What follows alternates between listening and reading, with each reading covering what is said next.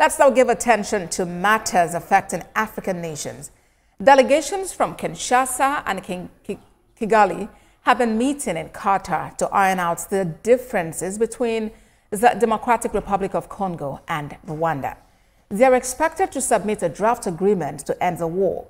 The agreement would be in line with the Declaration of Principles signed in Washington a week ago. Wednesday, the U.S. President's Africa envoy, Massad Boulos, joined Congolese, Rwandan, Togolese, and French representatives at the talks in Doha. The draft deal would cover issues such as territorial sovereignty, the fight against armed groups, the mineral trade, refugees, and the role of international forces, particularly MONUSCO. And a historic step has been officially taken by the Democratic Republic of the Congo, requesting the removal of parliamentary immunity for former President Joseph Kabila.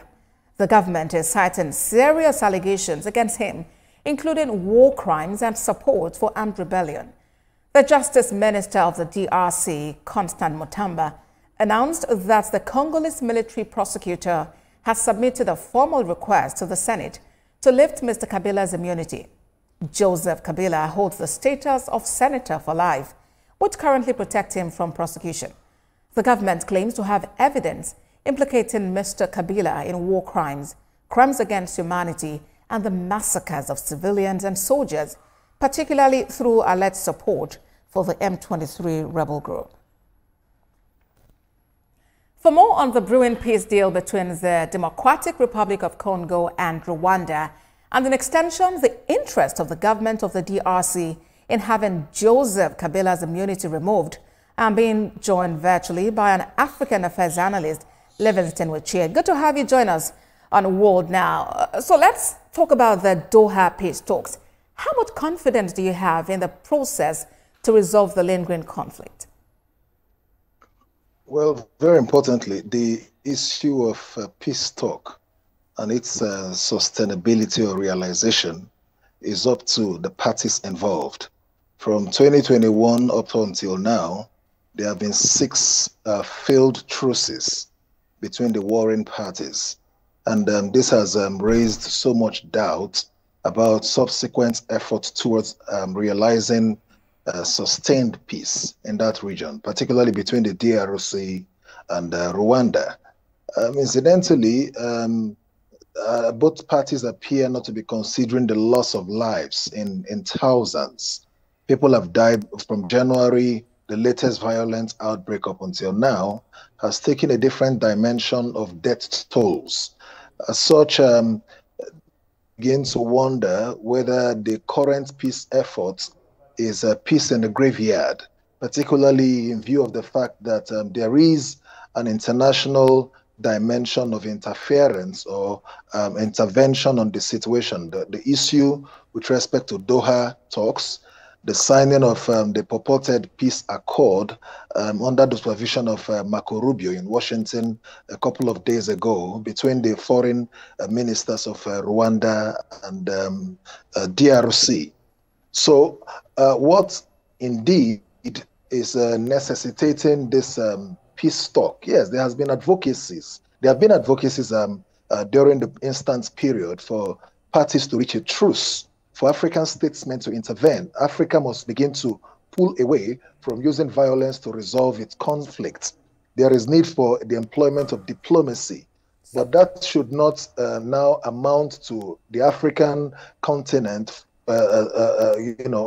in subsequence becoming prey of the West, which is what is already playing out, because the U.S. did not mince words in stating clearly that they are interested in the mineral resources in the east of DRC, which is the major component for which this peace talk is being initiated. And nobody has talked about the... Yes, please. Yes, Mr. Weche, yes. I was going to talk about, yes, you are frowning at the interference because it does appear like it's tripping, sovereignty, of some sort, and especially with the interest in the country's mineral resources. But for one, looking at the magnitude, of the humanitarian catastrophe that's been experienced in the areas, do you suppose that the international interference could now be helpful in helping parties implement and comply with whatever resolutions are agreed upon?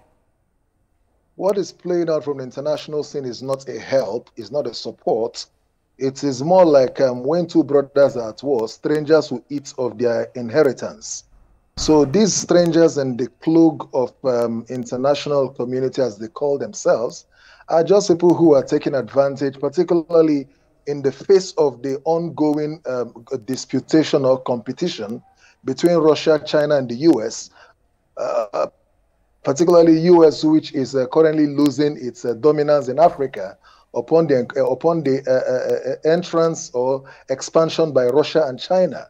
So, but it also speaks of or smacks of some form of, a lack of patriotism and disappointment on the part of African statesmen who have allowed and made African states so vulnerable that strangers should be the one to come under the guise of settlement to as it were, decapitate our resources, as well as, capture our resources in the name of offering us peace. You know, America has always had this mantra: we have come to help you.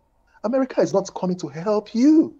Help yourselves, Africa. So sounds similar to the beneficiaries of this so-called peace. Yes, Mr. Wiche, sounds similar to what is going on between the U.S. and Ukraine, which have just signed, a minerals deal for aid to fix the country after the devastation from, the Russia-Ukraine war. But now, what must Africa do?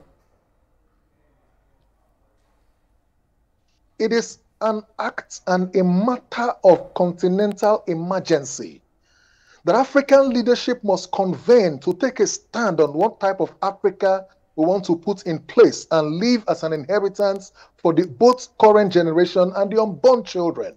Take a stamp and determine the future of Africa by sitting down to decide the future of our economy, the future of our collective existence, particularly pulling down the walls that cause trade barriers, that result in men growing so strong by arming citizens with guns to kill each other and playing the script of the West. We must come together and have an enforceable agreement structure that will bring together a democratic climate.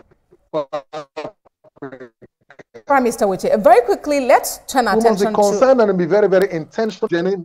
All right, so Africa must arise. Yes, let's quickly, talk about the move by the government of the DRC now to strip former President Joseph Kabila of immunity in order for him to be tried. What are your thoughts about this, and how do you see it impact the political stability of that country, considering Mr. Kabila's large following? This is just a contestation of growing interests politically within that realm. And of course, I have also bothered to find out whether DRC has an extradition treaty with South Africa, because to implement that, there has to be an extradition treaty. There is no specific extradition treaty. However, as members of the Southern African Development Community, there is a ratification of the protocol that allows South Africa to extradite Joseph Kabila to DRC for trial. And within the realms of universal jurisdiction to try to institute trial for crimes against humanity beyond The Hague, they can do that. But the question is whether South Africa will concede is another question. However, the trial that is being instituted right now is politically motivated because of the timing.